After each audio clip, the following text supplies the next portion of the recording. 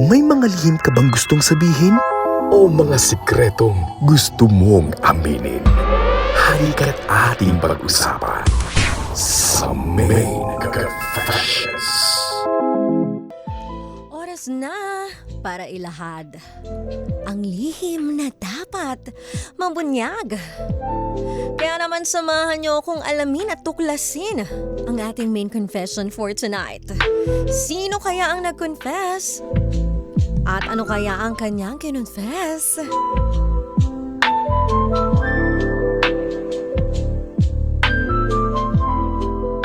Dear DJ Main, itago mo na lang ako sa pangalang Bong. 29 years old at taga Mandaluyong. Sinubukan kong sumulat sa'yo dahil may nakapagkwento sa akin na nagbibigay ka daw ng payo dito sa programa mo. Uy, grabe naman yung chismis na yon. Umabot sa'yo, akalain mo yon. Sa totoo lang, medyo nagdadalawang isip nga ako dahil baka mabash ako. Huwag ka mag-alala, walang mambabash sa'yo. Hindi ka namin i-judge dito at hindi rin kita i-judge. Pero gusto kong kunin ang opinion mo tungkol sa problema ko. Narito ang story ko, DJ Main. May girlfriend ako at tawagin natin siya sa pangalang Lorna. Mahal na mahal ko siya kahit isang taon pa lang kaming magkarelasyon. Gusto na sana naming in-next level ang aming relasyon. Pero parang natatakot ako o nahihiya pa kami. Bakit naman? Maganda at sexy si Lorna, DJ Main. Malusog ang kanyang B1 at B2. Matambok ang kanyang pigi. Uy, di mga voluptuous yan. Yung mga malalaki yung hita. Ano yung B1, B2? Ah, okay. Yung pala yun, si B1 at si B2. Best effort talaga ako sa pagpigil ko sa panggigigil ko sa kanya. Tuwing lumalabas nga kami ay napapalingon ako sa napapalingon ang mga lalaki sa kanya. Pero despite sa sitwasyon namin ay iginagalang ko si Lorna. Dapat naman talaga, be gentleman, di ba? Lalo kung ganyan yung inyong girlfriend, di ba? Ang inyong jowa, kung karespe-respeto yan, dapat binibigay nyo yan ng buong-buo. Kaya tama yung ginagawa mo, Bong. Matyaga akong maghihintay kung kailan ready na siya isurrender ang kanyang... alin yun? Ano ang kanyang ano? Mahal na mahal ko si Lorna at hindi ako gagawa ng mga bagay na ikakasira namin. Isang araw ay sinubukan ko siyang tanungin. Mahal, since birthday ko na next week, sa tingin ko ay right time na. Sana ay iregalo mo na sa akin yung matagal ko nang gustong matikman. Uy, gusto kong malaman kung ano ang nasa likod ng mga damit na yan. Pwede na ba kitang tikman? Oy, wow! At least, di ba, bihira na lang sa lalaki ang nagtatanong ng ganyan. May consent, di ba, humihingi ng consent. Kasi may mga ibang lalaki, wala nang consent. Di ba, mag-move na yan. Kikilos na agad-agad yan kahit hindi pa ready yung babae. Kaya in fairness, dito kay Bong, napairal niya ang pagiging gentleman niya. Ang tanong, pinagbigyan kaya siya ni Lorna? Malalaman natin yan mamaya. At tinatanong niya ano daw yung nasa likod ng mga damit na yan. Siyempre si B1 at si B2, ikaw na nga nagsabi, di ba? Ewan ko sa'yo, Bong. Pero ayan, mamaya alamin natin ang buong kwento o buong confession nitong si Bong. Unang yugto pa lang yan. Abangan nyo ang ating pangalawang yugto. Yan, 11:15. At kung hindi ka pa nakaka-subscribe, nakaka-follow, nakaka-like sa mga social media platforms namin, gawin mo na yan ngayon. Hanapin mo na ang 92.3 FM Radio Manila. At tayo ay naka-livestream dyan sa ating YouTube channel. Kaya naman kumapit lang kayo. Huwag kayong bibitaw hanggang 12 midnight pa tayo. Dito sa programang Main Event kasama ang baby mo sa radyong nigisang DJ Main. Nandito mo lang mapapakinggan sa favorite mo, 92.3 FM Radio Manila, your favorite music radio, Ka-Vibes. Ito yung ayaw mong pinag-uusapan, pero pag nasimula na, ayaw mo na ang tigilan. Yan ang ating main confession. Kanina natunghayan na natin ang unang yugto ng ating letter sender sa kanyang kinonfess.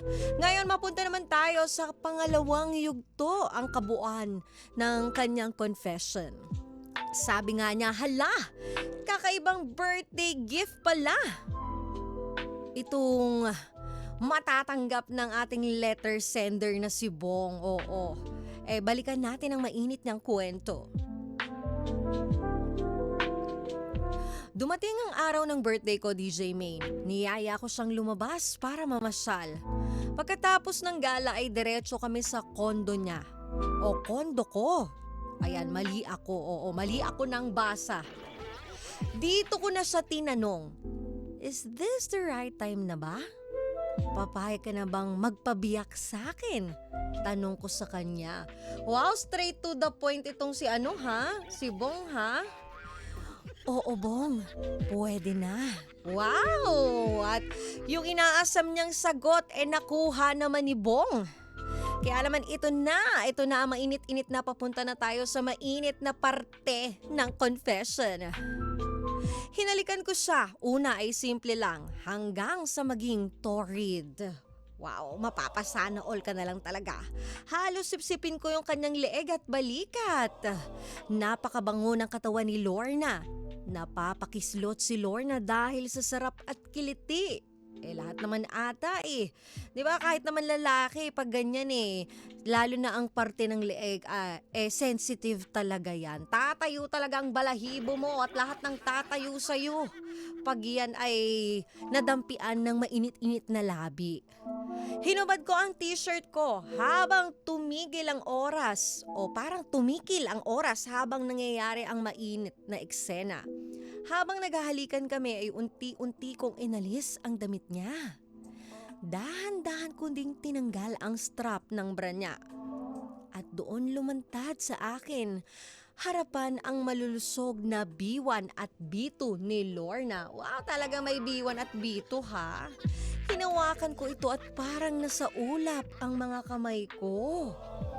DJ Maine, habang nilalaro ko ito ay nagulat ako sa aking nakita. Ang dark ng nips niya. Ang inaasahan ko ay pinkish o light colored. Bigla akong natigilan, pero hindi ako nagpahalata. Tinuloy ko pa din ang pagbiyak ko sa kanya. Wow, syempre naman bakit hindi mo pa itutuloy, nandun ka na Sobrang saya ko nang kami ay matapos. Nagpasalamat ako sa kanya dahil nagtiwala siya sa akin. Pero pagkatapos ng lahat ay biglang bumalik sa isip ko yung nakita ko. Normal lang ba yun? Para kasing hindi tugma sa balat niya yung kulay ng nips niya. Paglipas ng mga araw ay sinubukan ko itong i-discuss sa kanya. May iba pa bang tumitikim dyan kaya kakaiba ang kulay? Nainsulto ng malala si Lorna. Galit na galit siyang nakipaghiwalay sa akin. Kahit naman sino kasi, di ba? Parang maling-mali naman kasi yung ginawa mo, Bong. Kaya eto, sising-sisi ako sa nagawa ko. Payuhan mo naman ako kung paano ako magsusorry kay Lorna. Hindi ko na talaga alam ang gagawin ko. To Lorna, kung nakikinig ka man, sana ay mapatawad mo ako. I'm missing your sweet caress. Please lang, patawarin mo ako. Maraming salamat, DJ Maine. From Bong of Mandaluyong City. Mali namang din kasi yun. Wala namang perpekto Lahat tayo may kanya-kanyang imperfection at flaws. Di ba pag mahal mo ang isang tao, hindi naman yun yung titingnan mo di ba? At pag mahal mo, dapat tanggap mo siya.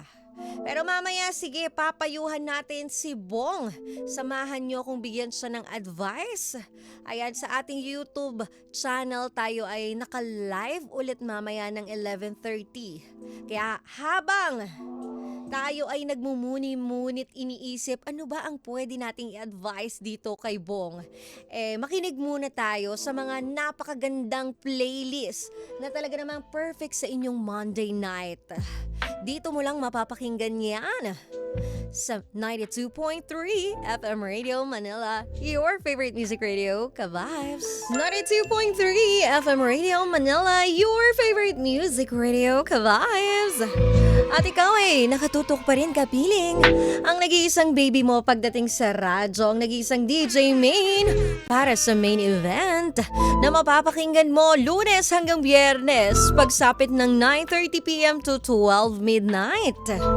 At dumako na tayo dito sa ating main confession. Kanina, nalaman na natin ang unang yugto at yung kabuuan nito, yung pangalawang yugto. Ang ating letter sender for tonight ay isang lalaki na nagngangalang Bong. At siya ay may girlfriend na ang pangalan naman ay si Lorna. At sa relasyon nila gusto nilang mag-level up na ito, especially para kay Bong, para sa lalaki. Ibig sabihin ng level up. Mukhang hindi pa sila nagkakatikiman, gusto niya nang matikman itong si Lorna.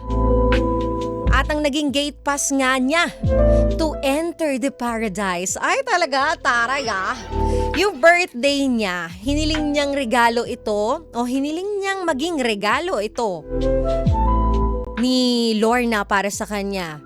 At in fairness kay Lorna, pumayag naman siya. At yun nga, syempre, nangyari na amang nangyari. Dahil itong si Bong ay may expectation dito kay Lorna. Nauwi ang kanyang expectation sa lungkot. Dahil hindi niya ine-expect na hindi kakulay ng balat o ine-expect niyang kulay ang nips nitong si Lorna. Oo.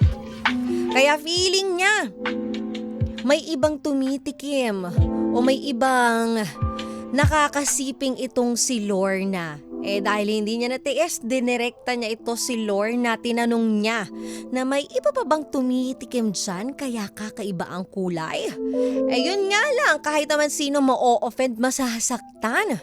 Ang ending, nakipaghiwalay si babae o si Lorna kay Bong ng galit na galit, 'di ba? Mali naman din kasi yun. Ngayon humihingi ng payo itong si Bong, ano ba daw ang dapat niyang gawin? At paano daw siya magsusorry kay Lorna? Kaya ito tayo, tutulungan natin siya, pero syempre siya pa rin naman ang kikilos ng aksyon niya at si Lorna pa rin naman ang magde-decide kung ito ay mapapatawad niya. Pero unahin natin ito, yung unang nangyari sa inyo o yung nangyari sa inyo ni Lorna. Natural lang talaga na darating sa point ng isang relasyon yung magle-level up kayo. Diba? Yung magkakaroon na kayo ng intimate intimacy. Pero bonus na lang kasi yan, diba? Pero dapat laging may respeto at pagtitiwala, especially pagpapasok tayo sa isang relasyon. Oo, sabihin natin, mahirap talagang magtiwala kasi nga, syempre sa mga past natin, yung trauma na binitbit sa atin o binigay o iniwan sa atin ng past natin, mahihirapan talaga tayong magtiwala. Pero kung gusto mo magkaroon ng healthy relationship, hindi na maulit yung past relationship mo, dapat ang pundasyon ninyo dyan o foundation ninyo is trust. So dyan pa lang dapat simulan mo na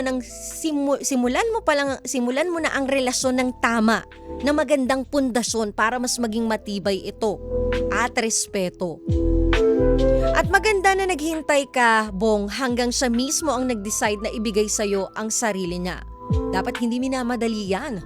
At in fairness naman sa kanya kahit papano may consent, pero para sa akin 50-50 yun.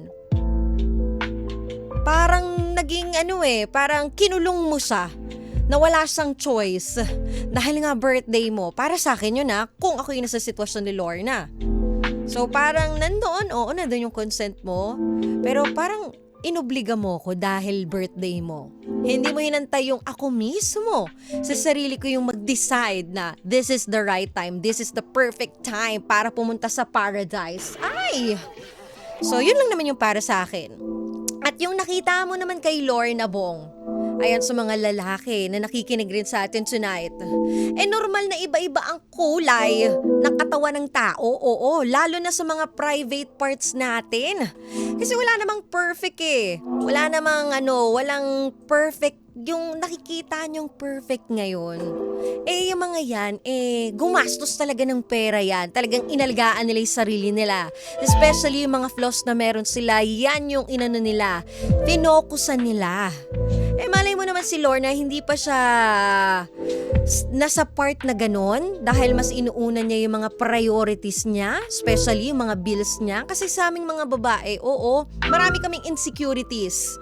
At kapag ikaw ay mapera, napakadali lang takpan yung mga insecurities na yon, lalo ngayon sa technology natin, mga high-tech na, mga pampaganda, pampaputi, pampapil. Nagagawa ng mga babae yan na, alam mo yon, na may pasobra-sobra sa kinikita nila kasi yung pagpapaganda, magastos talaga yan.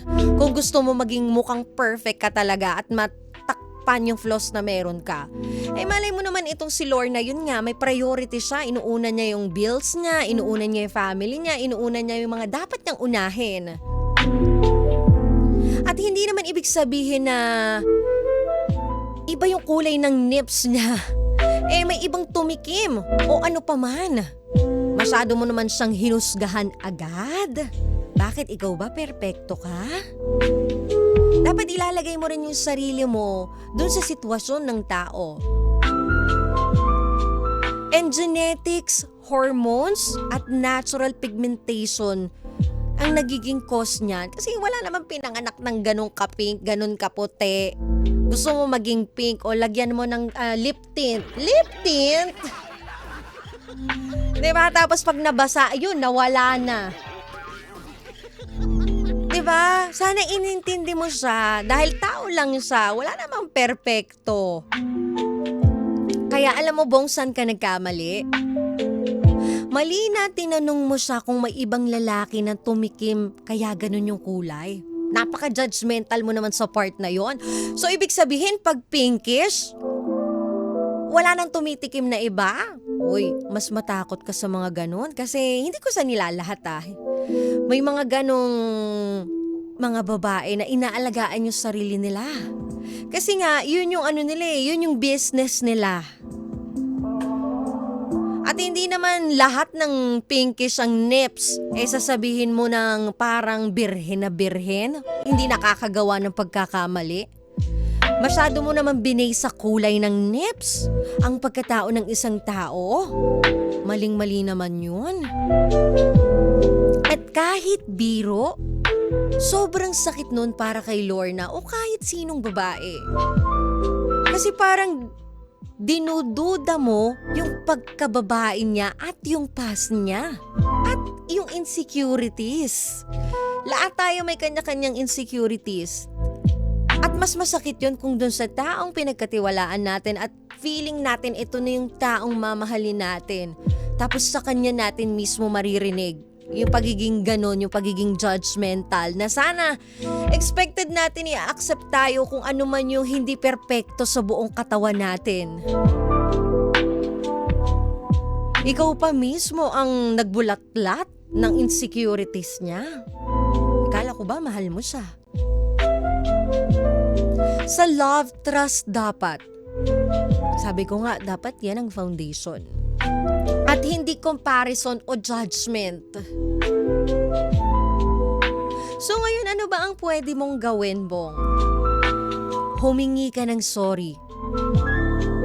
Yung genuine na sorry. Yung genuine na paraan. Alam mo yan, matanda ka na, 29 years old ka na. Alam mo na kung paano ipakita yung ikaw ay humihingi ng kapatawaran galing sa puso mo. Na hindi mo naman sinasadyang maka-offend. At number 1, aminin mo yung nagawa mong mali. Sabihin mo na ignorante ka lang sa bagay na yun at wala kang intensyon na saktan siya. And wag mo nang ipilit yung normal ba? Normal ba o hindi? Wala ngang perpekto. Bakit ikaw ba? Pinkish ba yung nasa ilalim mo? Di ba hindi? Partida, nakapantalon pa kayo lagi, di ba?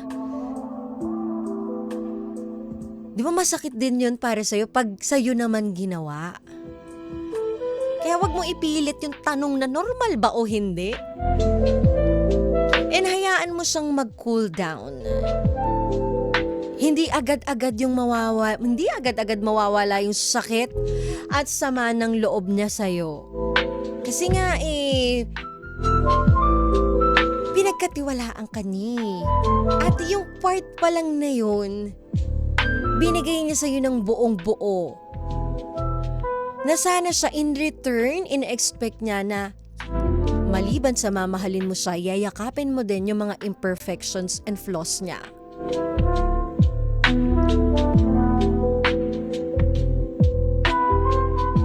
And kung ayaw ka naman niyang kausapin muna, respetuhin mo, bigyan mo ng space kasi ito yung consequences ng nasabi mo sa kanya kasi ang mga salita masasakit yan tumatatak yan. Hindi agad-agad na nahihila ang tinik ng sakit kapag tayo ay nakapagbitaw ng masakit at offended na salita. Kaya payo ko sa iyo, Bong, aralin mo na hindi lahat ng nakikita sa panlabas na kanyuan ay basihan ng pagkatao o pagkababae ng partner mo. At kung mahal mo talaga si Lorna, matuto kang magtiwala. Ikaw nga pinagkatiwalaan ni. Di ba willing siyang ipakita sa'yo? Alam niya yun sa sarili niya na hindi siya perfect pero hindi siya natakot on that moment na ipakita sa'yo. Kasi alam nga niyang yayakapin mo ito without judgment. Ang relasyon ay hindi lang yan physical, kundi emotional at mental maturity din.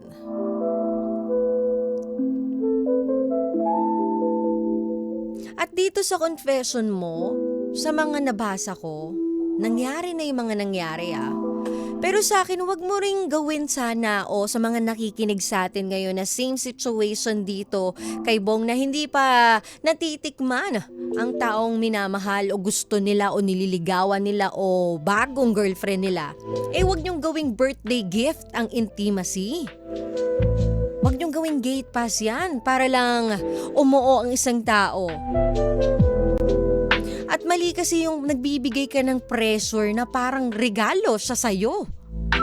Ganun ba yun? Di ba iba pa rin yung feeling kapag siya mismo ang lumapit sa'yo? At iba yung feeling na hindi planado, pero parehas niyong naramdaman na may kuryente. Iba yung moment na yun. Kaya importante yung natural at kusang mangyari, hindi dahil may special occasion. Kung di pa ready yung partner ninyo, huwag niyong madaliin. Respetuhin niyo yun kasi minsan dun kayo na sinusubukan kung ano ba talaga ang habol ninyo sa aming mga babae, likewise sa mga lalaki. Napakadaling mag-sex, napakadali makipag-sex, pero napakahirap i-open up yung soul ninyo dun sa taong yun. Yung lahat ng meron kayo. Yun ang pinakamahirap. Kaya kung hindi pa ready yung partner ninyo, respect that. Kasi darating din naman yung time na kapag siya ay ready na at nakita niya kung ano ba talaga ang intensyon mo, ibibigay niya ito ng kusang loob. And pagkatapos ng intimacy, mga boys, mas importante yung reassurance. Meaning, yung iba kasi pagka after sex, bihis na, alis na, wala nang pakialam. Hindi ganun yun.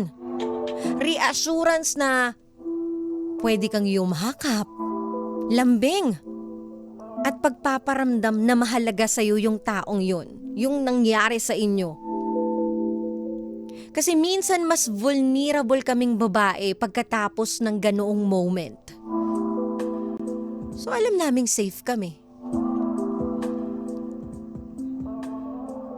And mag-research at mag-educate ka sa sarili mo, Bong. Bago ka mag-comment sa katawan ng partner mo, mas maganda kung alam mo muna yung biology at normal variation. Kasi knowledge is maturity. yung sarili mo. Makikita mo rin naman yung mga imperfections mo. At sa isang relasyon, alagaan nyo yung tiwala. Kasi kapag nasira yung trust, mahirap na ibalik yan. Kaya dapat ang kilos at salita natin moving forward ay para ipakita na marunong tayong magtiwala, hindi maghinala. And timing is everything. Hindi lahat ng tanong dapat agad itanong.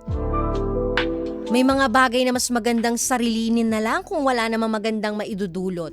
Okay naman din yun na maging prangka ka sa partner mo, maging totoo ka sa nararamdaman mo, pero may tamang salita na ginagamit na hindi siya offensive at hindi nakaka-downgrade dun sa partner mo.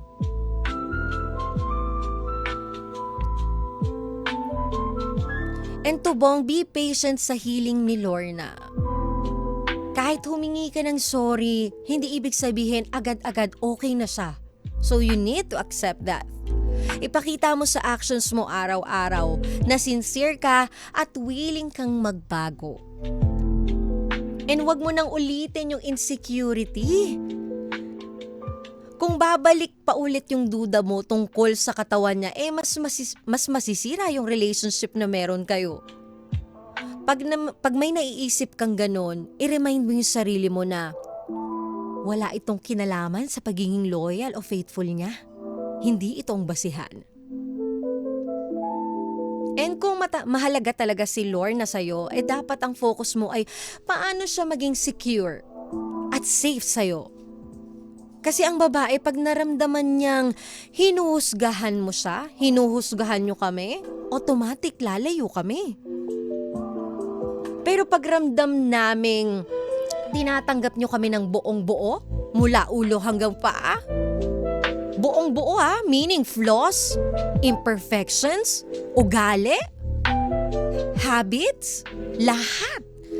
Doon lang talaga kami magmamahal ng totoo.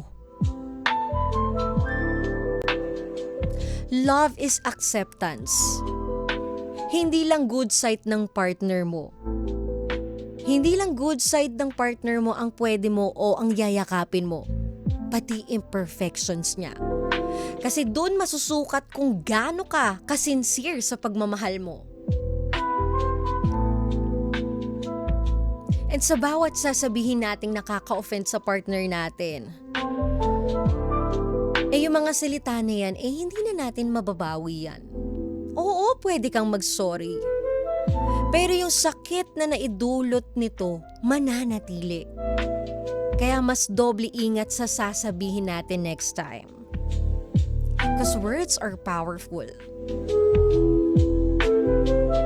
Diba sabi nga nung iba, mas gusto pa nilang sinasaktan sila physically kesa emotionally, yung mga salitang masasakit, nakaka-offend. Pero pangit pa rin naman manakit ng physical. Kasi kung totoong lalaki ka, hindi ka mananakit kahit ano doon. Wala kang pipiliin, kundi magmamahal, rerespeto at tatanggapin mo lang ng buong buo yung taong gusto mo at mahal mo. Perfect love doesn't exist, but real love accepts imperfections without questions.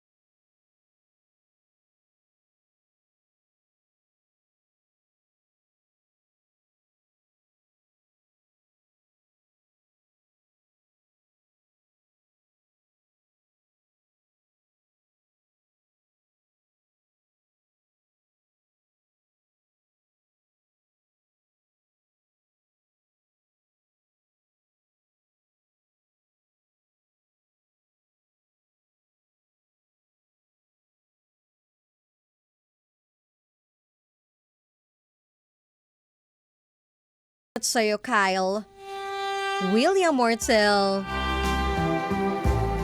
Anthony Victores. Lawrence Manipor. Ito naman si si William Mortel. Bakit mo pinapatulog si Gloria King Constantino? Ay nakikinig nga. Oo. Pala-desisyon ka kay Gloria King, ha? At sa lahat na nakikinig sa atin ngayon, mapa-radyo man, mapa-FMR Philippines app, oo. Sa lahat ng Android user dyan, pwedeng-pwede nyo i-download ang aming app para naman kahit saan kayong magpunta, pwede nyo kaming mapakinggan through your phone. Ayan, pumunta lang kayo sa Play Store at hanapin ang FMR Philippines.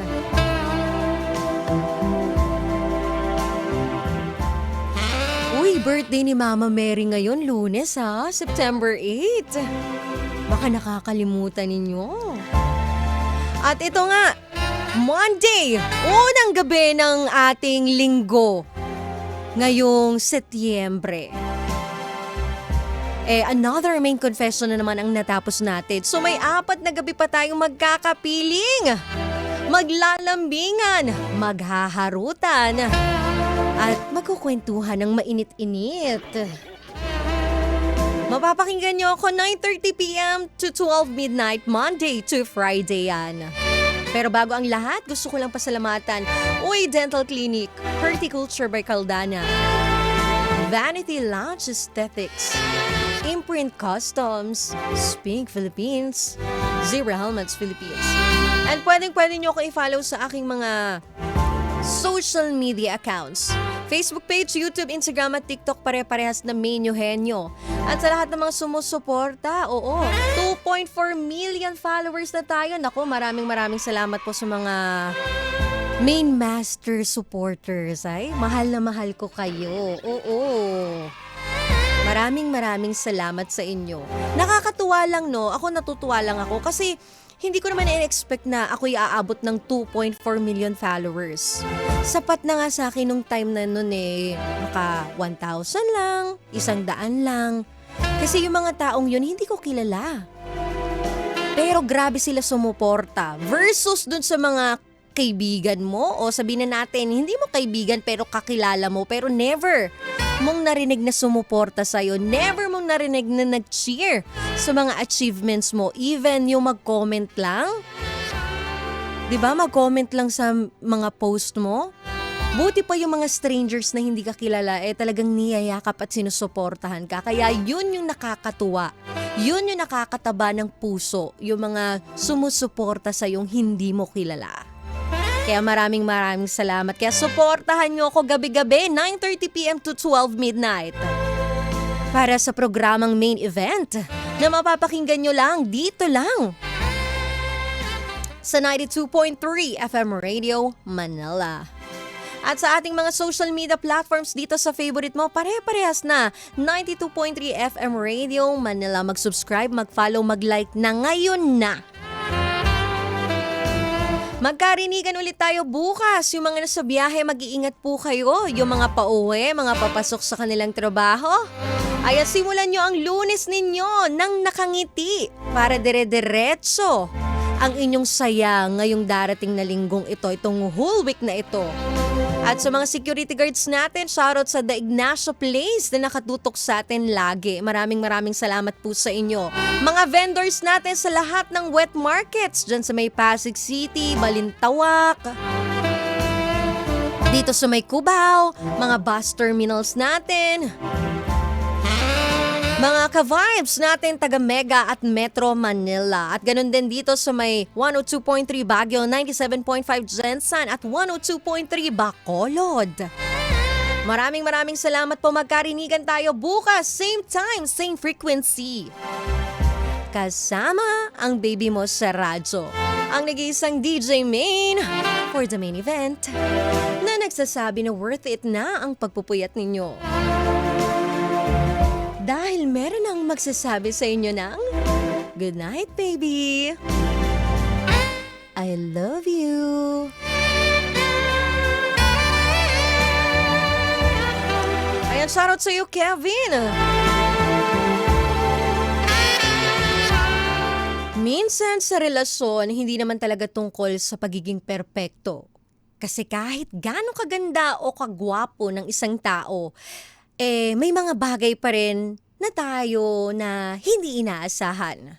Mga flaws, insecurities, at imperfections na pwedeng magdulot ng duda o tampuhan. Pero tandaan natin, ang totoong pagmamahal ay hindi nakatingin sa kulay ng balat, hugis ng katawan, o kahit anong panlabas na anyo. Ang tunay na love o tunay na pagmamahal, marunong umunawa, marunong tumanggap, at higit sa lahat, marunong magpatawad.